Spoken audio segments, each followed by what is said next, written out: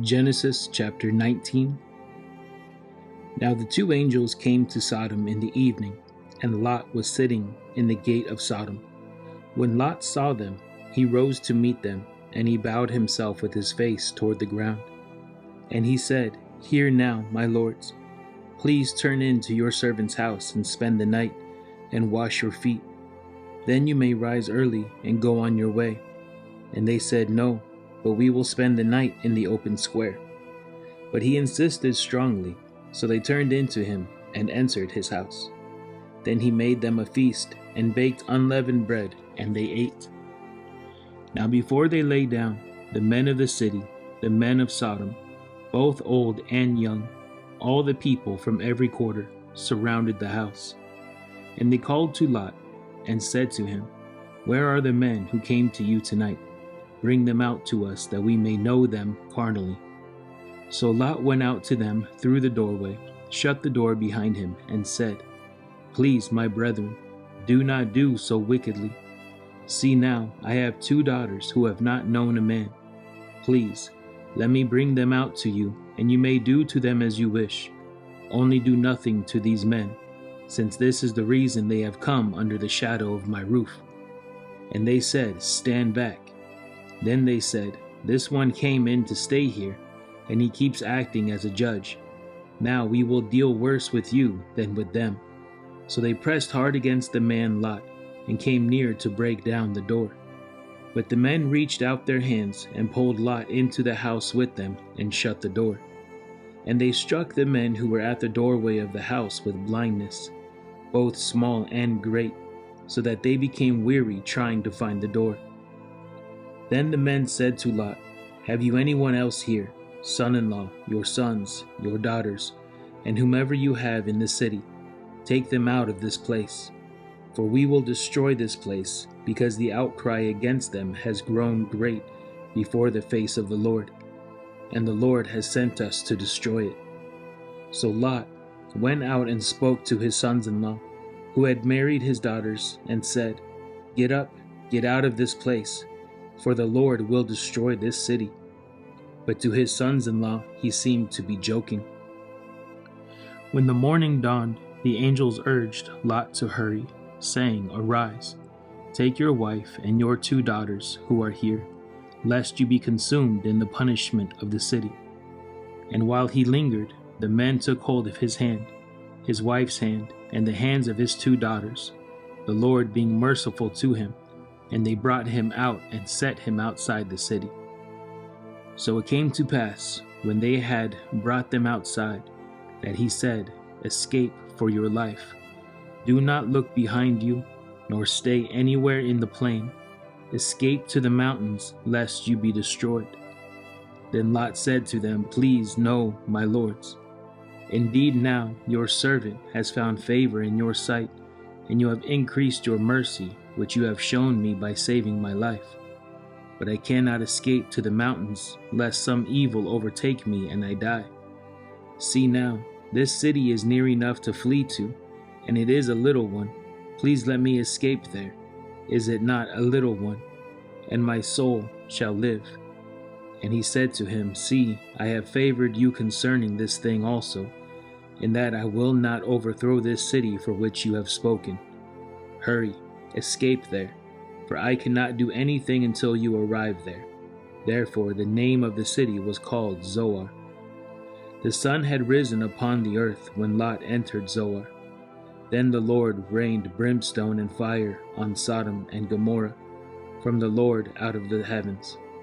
So he overthrew those cities, all the plain, all the inhabitants of the cities, and what grew on the ground. But his wife looked back behind him, and she became a pillar of salt.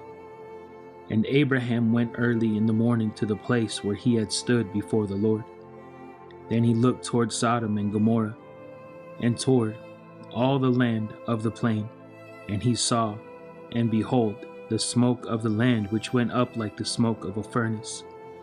And it came to pass, when God destroyed the cities of the plain, that God remembered Abraham, and sent Lot out of the midst of the overthrow, when he overthrew the cities in which Lot had dwelt.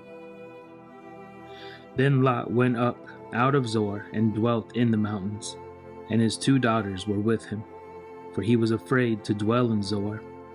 And he and his 2 daughters dwelt in a cave.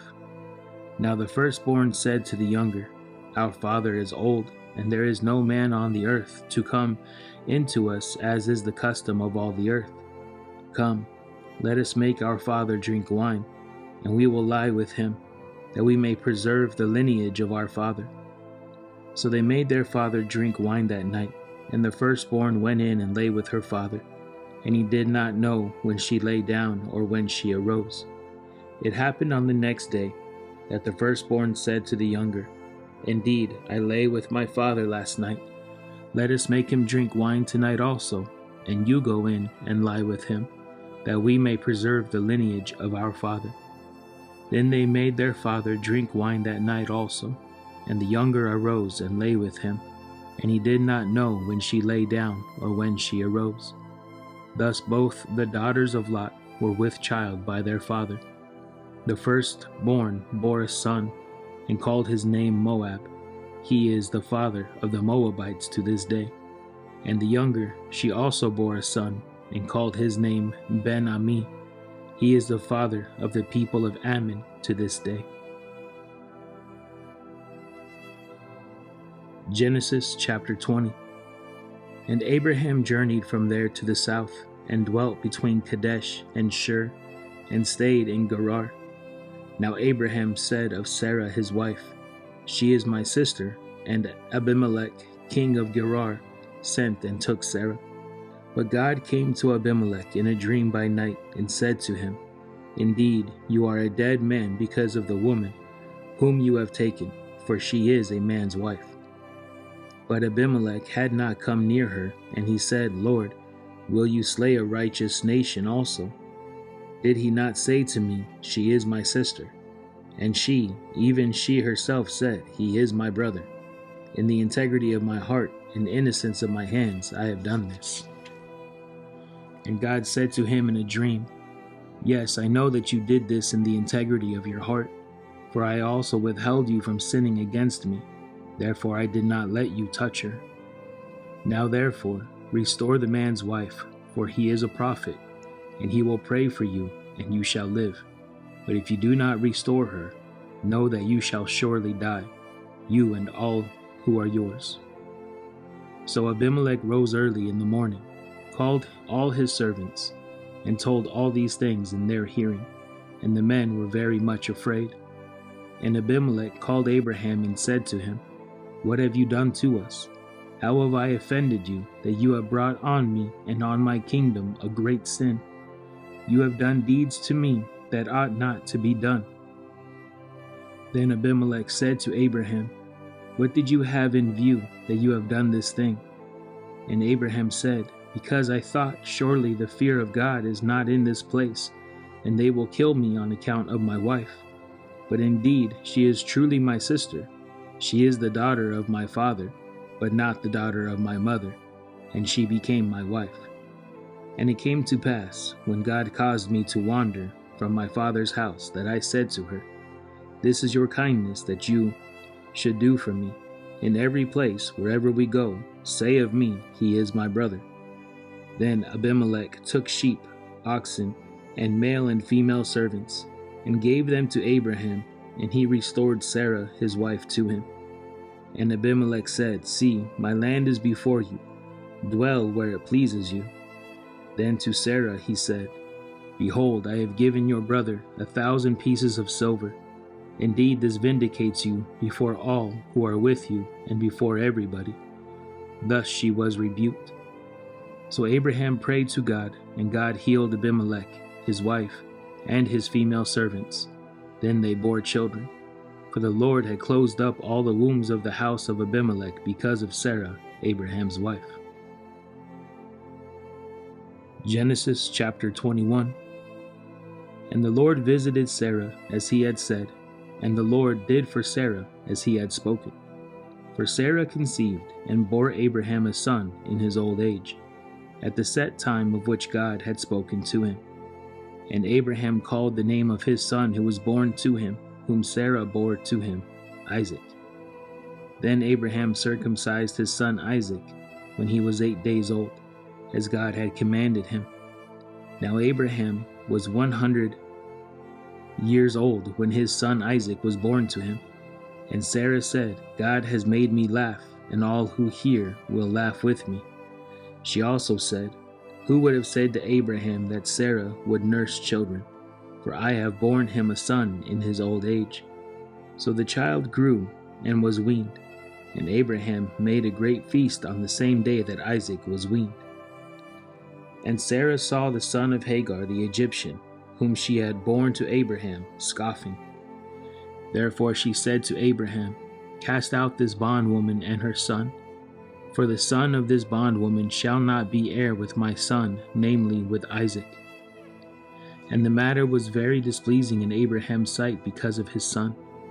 But God said to Abraham, do not let it be displeasing in your sight because of the lad, or because of your bondwoman. Whatever Sarah has said to you, listen to her voice. For in Isaac your seed shall be called. Yet I will also make a nation of the son of the bondwoman, because he is your seed. So Abraham rose early in the morning, and took bread and a skin of water, and putting it on her shoulder, he gave it, and the boy to Hagar, and sent her away. Then she departed and wandered in the wilderness of Beersheba.